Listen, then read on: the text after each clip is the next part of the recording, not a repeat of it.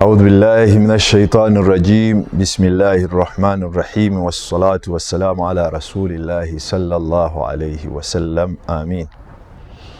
Abatulaba abalungi ku mukutu gwaffe ogwa Al-Hidayah Media, sabalo ekitiibwa buli muntu alina ensonga yagitunulemu, muzikirize okubeera nga mbeebaza okubeera nga mutufollowinga ne mufaayo nnyo okumanya ku bikwatagana ku bulamu bwammwe ku saidi y'obusiraamu. Muzikirize neebaze muganda wange ateera okunkyaza mu studio ye, Sheikh Rajab Kigozi, tusaba Allah ayongere omusitula mu madaala n'okumumalira ensonga ze. Olwaleero baddu ba Allah, omusomo gwange leero guyinza obutakwata ku maka gokka nga bwe nzize ensomesa, naye nsaba twejjukanye ensonga nyingi zenjagala tutunuleko, ziringa 3-2 naye nga zigenda kugendera mu kifaananyi kimu. Olwaleero tufunye obuzibu mu mukwano, nti ababeera abafoolinga mu mukwano olumu bagenda ne bakisussa ne kiyitirira ne kivaamu obuzibu. Okusembereza ekifaananyi, abaalabye amawulire ndowooza gaadde gakwosa ggulo, omwana omulenzi yabadde Makindi awo, naaba nga yalina gwe yali ayagala, bwe yamukyaye yamusanze atambula nga atambuza mmere akola mirimu gye, n'akwata ejjambiya n'amutema n'afa. N'abadde baliraanyewo nabo ne bakwata omulenzi ne batta. Kitegeeza nti omukwano ne gusukka bwe gwandikomye. Ekyokubiri, tulina obuzibu mushkiratil bataala, abantu okubeera nga tebalina bye bakola.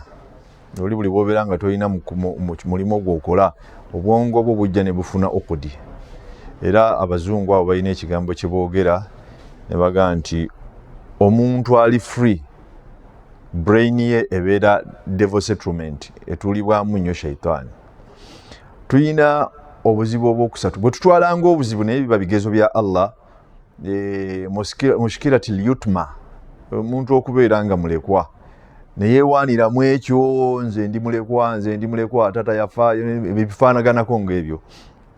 Ekyokuna, tulina mushkiratul almalatu, ekizibu kya muntu omusiraamu, tumusanga wabaawo ensonga n'atandika nze ndi namwandu, Allah wange omusajja yamutwala, ebigambo ng'ebyo. Obusiraamu tebutugaana kubeera nga tunakuwala, naye abatulaba abalungi njagala tubeeko kye tuyiga mu musomo gwaffe guno. Ekyokutaano, mushkiratu mashakil buyut, mu mayumba buli kadde tuyombagana, tulwanagana, twesirikira, twekuba emigongo, tukola ki? Ekyo nakyo kizibu mu society mwe kiri kinene, so nga mu busiraamu lahu hallan, kirina ekkubo oba amakubo mangi Allah mwe yayisa. Ekizibu ekisembayo mushkilati faqdil awlad, omuntu wabanga afiiriddwe omwana n'abeera nga yeekubagiza olw'ekubagiza olutava mu mutima.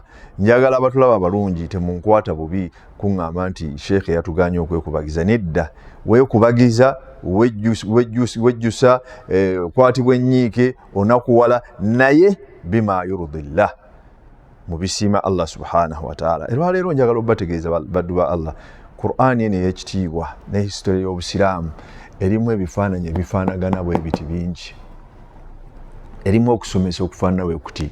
Kyenjagala nti la taj'alu mushkilataka au imtihanaka au balaa min Allahi an yakuna uqdan litakaddumika. Tofuula kizibu kino ekizze mu bulamu bwo, masanga ofiiriddwe omwana n'obeerawo ne weekubagiza obulamu bwonna ne kikuleetera n'okuba ng'ofuna endwadde endala eziva ku ekyo. Tobeera ng'ofuula nti olw'okuba bbaawo yafa n'ogamba nti n'okuddamu okufumbirwa oba okuwasa mukyala wange yafa, nze oyo gwe nali nfiirako siriddamu kufumbirwa. Kimanyi kiba kiruma, naye baddu ba Allah subhanahu wa ta'ala ku sayidi ey'omukyala, Allah yatugamba nti lilladhina yatawaffawna minhum azwajahunna, abo abafiiriddwa babba baabwe, yatarabbasna, Allah yatugamba nti tusobola bayina okuwangaala mu mbeera ey'okwekubagiza, mu mbeera ey'ennaku, mu mbeera ey'okwekebera n'abaana zaabwe nti ziteredde tebazaalekebwamu mbuto, 4 ashhurin wa10 ennaku oba emyezi 4 n'ennaku 10 bwe ziggwako obusiraamu bukubala nti tandika otambuze obulamu bupya bwaba awaze okudatinga again muleke ayingire mu bulamu bwo abaana abalenzi n'abaana abawala olumu mufuuka ekizibu eriba kitammwe wallahi muzeeyi wonabanga ali myaka egikyetaaga omubeezi oba omuki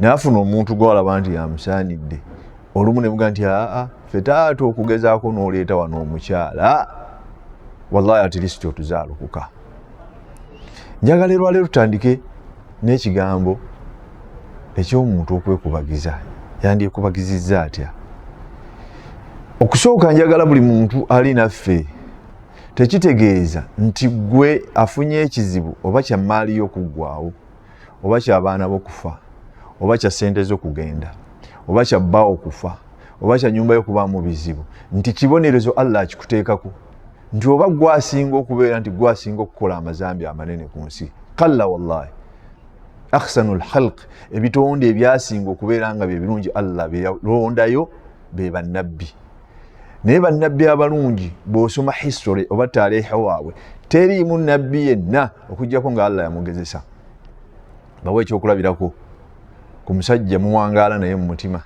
ebiseera ebisinga temwagaana mumusomako abamu bwe tumwogerako tebagaana kubeera nga baagala bawulire nti ayogerwako they tumusukkulumya wakaifala lwaki tetumusukkulumya nga ye mulungi yazaala omwana omulenzi asooka gwe bayita Kasimu alayhi salatu wassalaam omwana yamala omwaka gumu n'emyezi 3 that is 17 months okusinziira history betugamba omwana omulenzi oyo naafa yali ku nfalaasi yuqaalu yali ku ngamiya naagwa naafa Allah subhanahu wa ta'ala namuwa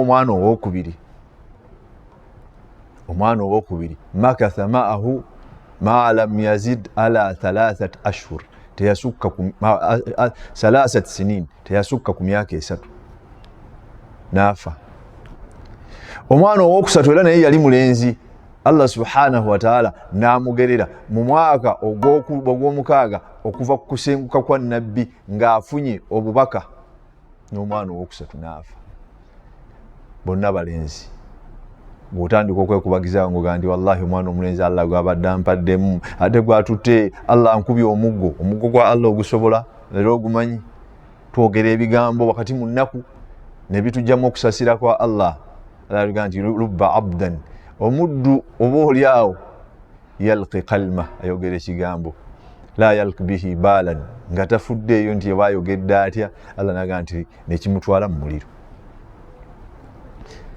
omwami gwe twogerako Allah subhanahu wa ta'ala amutere mu ddala erisinga okubeera eryowaggulu n'atandika okuzaala abaana abawala n'azaala omwana w'omuwala yasooka n'azaala owokubiri Kulsum n'azaala Rukayya n'abazaala naye abaana abo okusinziira ku time gye tuyina sijja kwogera history y'okufa kwabwe n'okutambula kwabwe abamu ne bafumbirwa mu kucyankalano kw'obusiraamu ne basenguka n'agenda e Habasha omuwala n'amala n'avaayo n'agenda e Madina fi guduni dhalik naafa Kulsum Rukayya bonna abaana abo bannabbi Muhammad sallallahu alaihi wasallam baafiira mu duration ya myaka 16 ku 17 n'abanga Allah subhanahu wa ta'ala amuwadde ekigezo ky'abaana 7 6 kubo bonna ne bafa naye tekyamusitopinga kugaa nti Allah ono lwaki bw'aba yantuma nsobola lwaki yambonereza nga ate ntumibwa n'asigala nga obulamu bwe butambula nasigala nga ali bulungi akola emirimu gye kati gwafiiriddwa omwana obusiraamu tebukugaana kukungubaga naye kukungubaga embeera etaakose mbeera zo kutambula nga zigenda mu maaso njagala obategeeza ekyokubiri Allah subhanahu wa ta'ala mu kuleeta ebigezo bino ayinza okuba nga ayagala kutegeka ofuuke omusajja omulungi ofuuke omukyalo omulungi masala nekyokulabirako ekyabalenzi ojja ne weesanga omulenzi oba omwami oba omukyala owangaala ne mukyalawo n'omulaba ne mwagalana courtship neggwa ne mugenda ku kiddako ne mubikolera bbanga lya mwaka ne mufumbiriganwa omu alina 3 omulala alina 22 omu alina 35 omulala alina 25 ne muyingira mu bufumbo Allah n'abuteeka mu tawfiiki ya mwaka gumu obeegi ku mwaka ogwokubiri obufumbo ne bukyankalana omunaga nti nkuviira mulanaga tojja kuva wano kubanga nakola ki nakusasula ebintu byange natwala ewammwe ekivaamu kwe kubeera nga tuteekamu obuzito bwandibadde obw'amaanyi so nga butono. Allah subhanahu wa ta'ala omulungi mu Qur'ani yatugamba nti wa asa an tuhibbu shay'an, oyinza okwagala nnyo ekintu wa huwa sharrun lak, ng'omukazi ono gw'oyagala ajja kuba mubi atwala obulamu bwo. Omwami gw'ofiirako goga nti toyagala afune girlfriend mulala oba mukyala mulala yagenda okutwala obulamu bwo. Naye Allah naga nti wa asa an takrahu shay'an, oyinza okutamu ekintu wayaj'alu llahu fihi khairan kathira, Mungu n'akifuula nga muvuddemu ekirungi. Njagala otegeere nti omuntu ono gw'owangaadde naye obusiraamu butukubiriza okulowooza okugazi nti bwe mba musanze nga nyina emyaka 25 23 Allah n'abanga gwasoose okundeetera emyaka gino ebiri gitta gino egiyise obadde owangaala naani? Nti embeera bw'eba ekunyigiriza n'okkiriza nti Allah kino kyangeredde onaagende idadan, Allah ng'akutegeka okubeera ng'ojja kubanga gw'onaddako okulonda omala okumanya specification entuufu z'oyagala. Ekyo tukijje mu Qur'ani ey'ekitiibwa. Nagaa nti Mungu okubeera nga agira ensonga ezo tekiba kibonerezo nti gwasinga obubi. Mbawadde ekyokulabirako omulungi waffe Muhammadin sallallahu alayhi wasallam, abaana be 6 baafiira mu bbanga lya myaka 16 ku 17. N'asigaza omwana omu era gwe yasigala naye mpaka Allah lwe yamujjulula mu bulamu bw'ensi. Owekitiibwa nabbi waffe Musa alayhi salatu wassalam yali mulungi era Allah subhanahu wa ta'ala amunyumyako mu Qur'ani. Ye musajja nabbi eyasinga okwogerwako emirundi emingi mu Qur'an era Allah naga nti wa kallama Allahu Musa takriman. Musa Allah owekitiibwa yayogera naye olwogera, yamuwa ekitiibwa ekirungi, yamugaziya. Naye owekitiibwa Musa bw'osoma history ye yayita mu bizibu bingi. Gwe bw'oteekayo ka counter mu dduuka ne kakolayo omwaka gumu oba ne kakola emyezi 8 nolanga kakendera tekeeyongera n'oba ng'oweddemu essuubi n'oga nti bino tebirina makulu, Allah ayinza okuba akutegeka. Owekitiibwa Musa abamanyi ebimukwatako tujjeeyo ko paati ku bimukwatako mu dakiika 2-3. Allah atunyumiza mu Qur'an naga nti Musa yalina waatudde mu kyalo we yali. Abawarabu bawa nnyo obudde bw'ekyemisana ekitiibwa era mu Bawarabu mu biseera ebyo baabeeranga bawummula, babeera mu mayumba gaabwe basirise.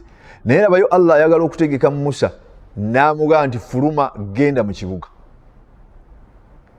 Oba obadde katwe mu kinyolo, uve katwe mu kinyolo nga tolina nsonga noga mutima guŋŋamba ŋŋendeko ku Kampala Road. Musa n'asimbula n'agenda Kampala Road. Atuuka Kampala Road era Allah n'aleetawo abaddu 2. Abaddu bano 2 bwe batuukawo bawogedde ebigambo 2 kimu 2 3 nga gwe Mungu bw'ategese n'akuwa omukyala gw'owulya nti oyagala ofiireko olw'ebigambo bw'omwogeraganya oba obulungi specification ez'omulabyeko. Musa omusajja ono bwe yamusanga yabasanga ate balwana. Ono wasaidiya Musa, ono si wasaidiya Musa. Oba ono kinyuwa Musa ng'era ebyamawanga bwe bibeera,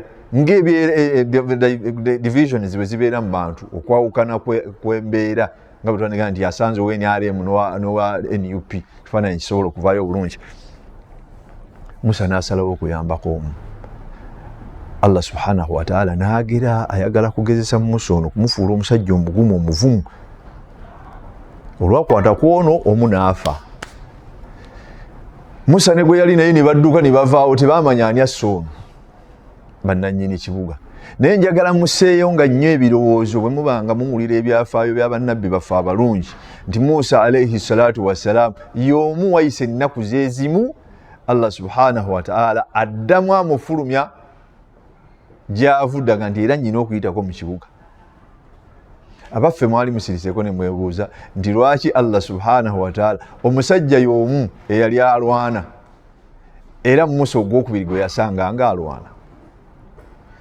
Kati yakuuna kisobola okuba nga Allah ekigezo kyakuleetedde mukazi waanobe bizinensi yeegwe mukyalawo ewaka kyankalane nga kigezo Allah kutegeka kibeewo ng'asobola okkiddinganya n'akiddiŋŋanya bwe kuba kutwala abaana n'atwala abaana nga buli kadde abatwala si ggwe asinga obubi wa Allah nedda.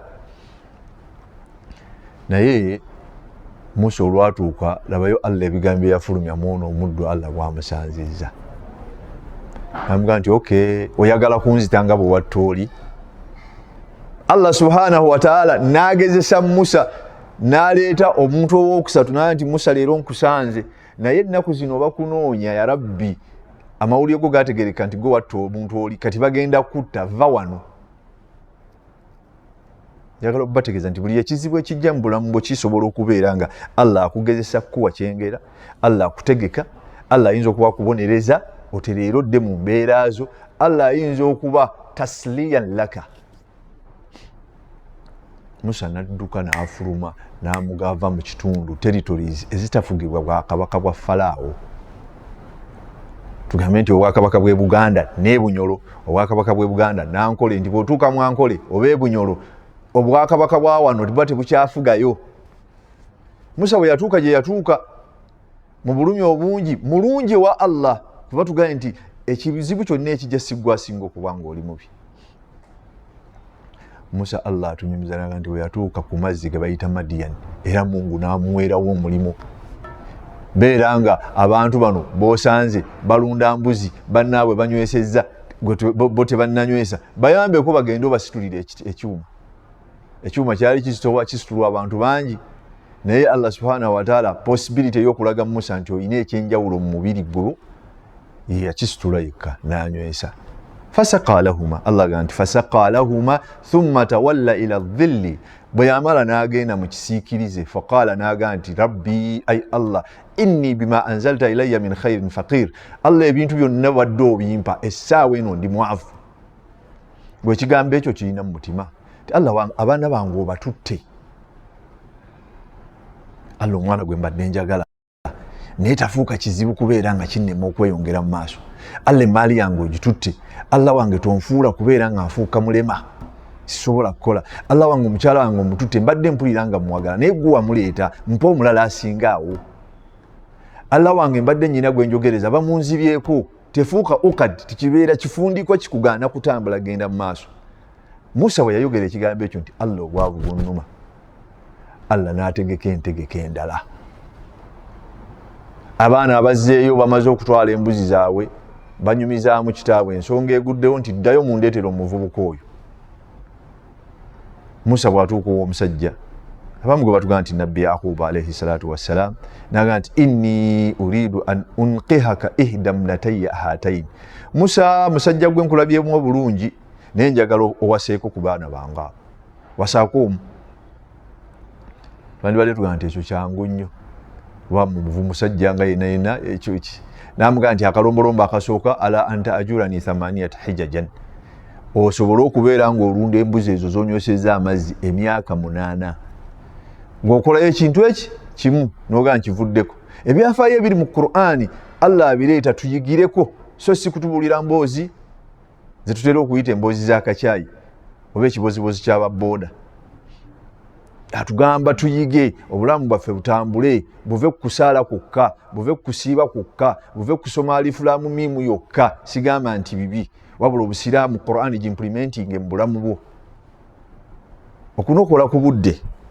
Musa alayhi salatu wassalaam yafuna ebintu bisatu mu kaseera kamu kuba obudde bwali tebunnaziba. Abalunzi b'ente oba abalunzi b'embuzi mukimanyi embuzi zinywa wakati w'essaawa 7:9. Musa amaze okunywesa bali bazzeeyo wakati w'essaawa 7:9 Allah yakolera mu Musa enteekateeka za bintu bisatu. Ekisooka Musa yafuna omulimo agenda kumala emyaka 8 gy'adduse okugenda ku buwaŋŋanguse alunda mbuzi omulimu agufunye. Ekyokubiri tasobola kulunda mbuzi nga talina waasula afunye we yeebaka. Ekyokusatu Allah subhanahu wa ta'ala amutegekedde afunye omukyala n'ebyengero ebirala. Naye abaaye Allah subhanahu wa ta'ala batunyumiza nti Musa yamala emyaka 8 good years. Riwaya zitusomesa ne zigamba nti Musa ono yamala emyaka 10 kuba Nabbi sallallahu alayhi wasallam Huzaifa yamubuuza nti ya Rasulallah ayenese naye ayyal ajalaini kadhaha Musa kubanga waliwo aya gamba nti fa ayyama ajalain kadaita fala udwanan alayk nti gwe bonasalawo oba 8 oba 10 siina mutawaana. Nabbi n'abuuzibwa nti Musa yamala ebyasa bimeka oba emyaka emeka? Nabbi n'amugamba nti atuwaluhuma. Abalungi emyaka 10 egyo Musa alayhi salatu wassalam gye yamala, Mungu era alina kye yali amutaasa. Bannatafsiri bannataarikhi kye batugamba nti Musa okumala emyaka 10 kyali kitegeeza ki?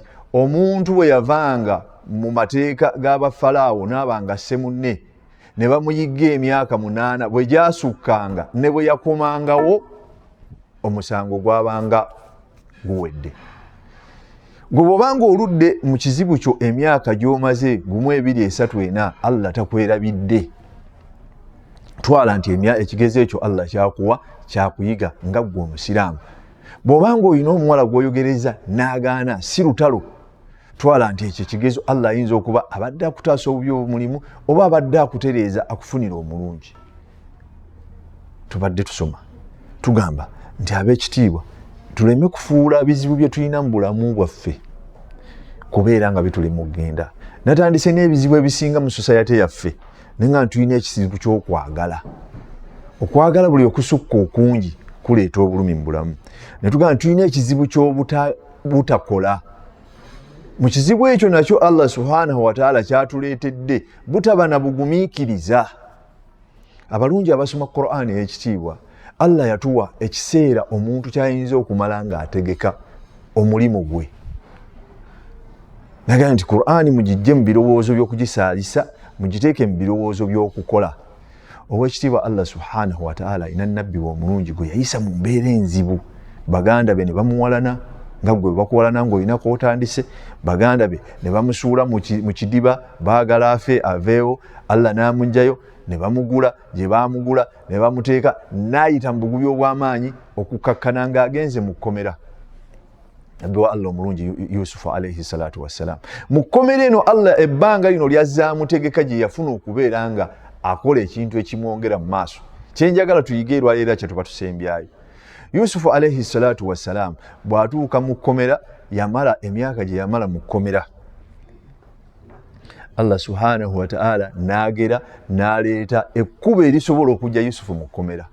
Yaliisa mwono yennyini amusibi n'amuloosa nti abaaye Yusufu olina okubeera nga oba nalabye ente 7 ensava. Oluvannyuma lw'ente ezo 7 n'endaba n'ennya nga zirya, n'endaba 7 endala enkovu nga zirya zino 7. Mutubuulire kitegeeza ki abange mu abatudde nange? Omukulu yayogera tugendi nga Museveni bwana nti nalabye ekirooto baminisita bange mu kinterpreting ekitegeeza ki? Allah subhanahu wa ta'ala aleeta ekigezo mu bulamu bwo kubaako ekkubo lyakulaga, so si kubonereza nti gwasinga obubi.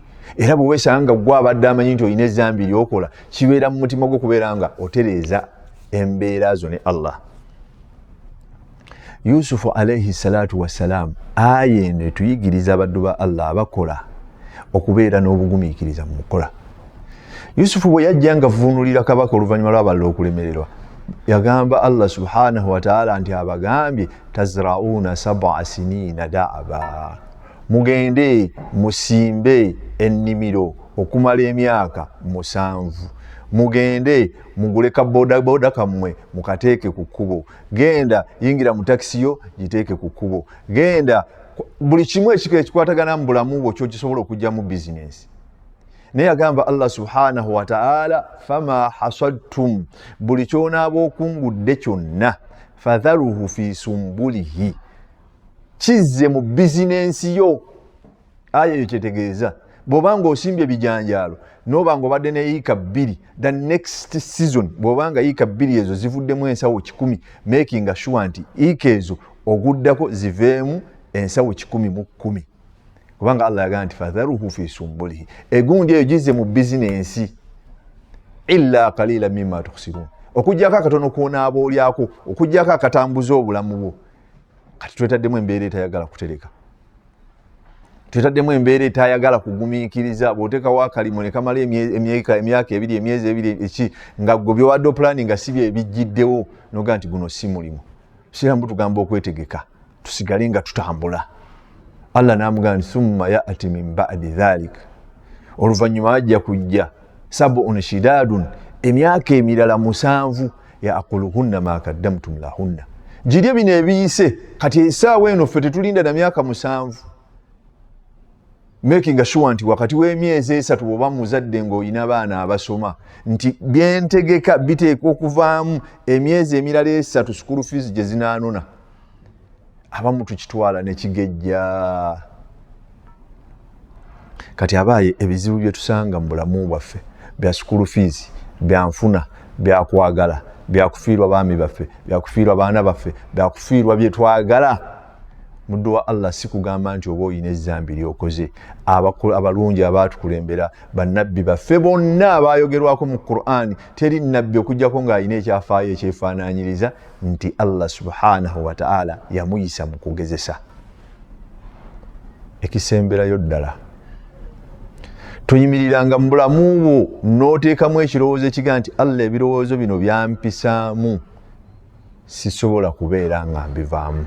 Omusomo ogwo gwe njagala tutandikireko mu kusoma kwaffe okunaddako.